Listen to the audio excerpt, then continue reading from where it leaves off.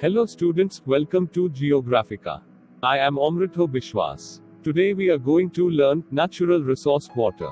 Conservation of water resources through the conversation between Akash and Geeta. This video is the last video of the series Natural Resource Water. Those who have missed the first 3 videos, I will request them to watch previous videos of this series by clicking on the I button in the top right corner on the screen. So, as always, a lot to learn about geography. Please subscribe the channel to get latest updates.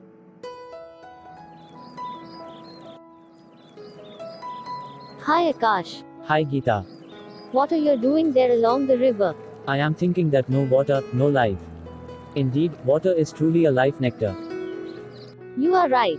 Water is best gift of God for the living being. Yes, many people of the world are out of reach of adequate fresh water.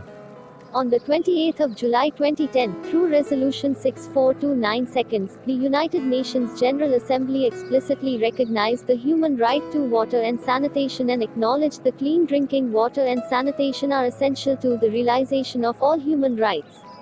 In this matter, Sean Corey Carter rightly said, "So many people that I've seen can't get clean water. It's a crime." He is very true. Most parts of the world are facing shortages in the freshwater supply. Yes, it is mainly caused by variation in seasonal or annual precipitation, overexploitation and contamination of water sources. To get access to clean and adequate water sources, we have to preserve this resource.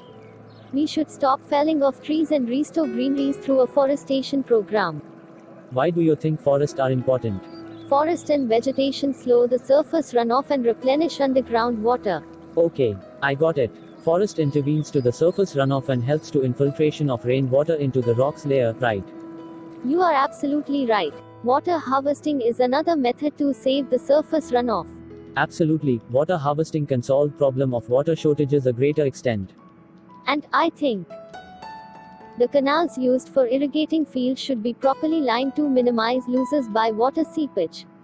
In order to minimize losses through seepage and evaporation, sprinkler irrigation in agricultural field can be recommended.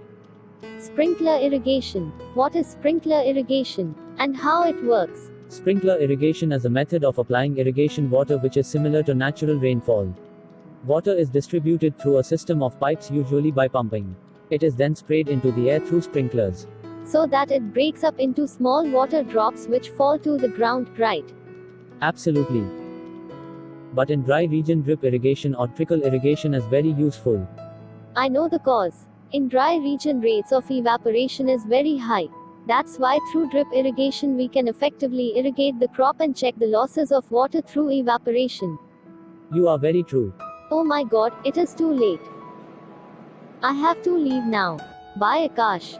Bye Geeta. See you soon. Students, from today's discussion we learned about different method of water conservation such as afforestation, water harvesting, sprinkler irrigation and drip or trickle irrigation.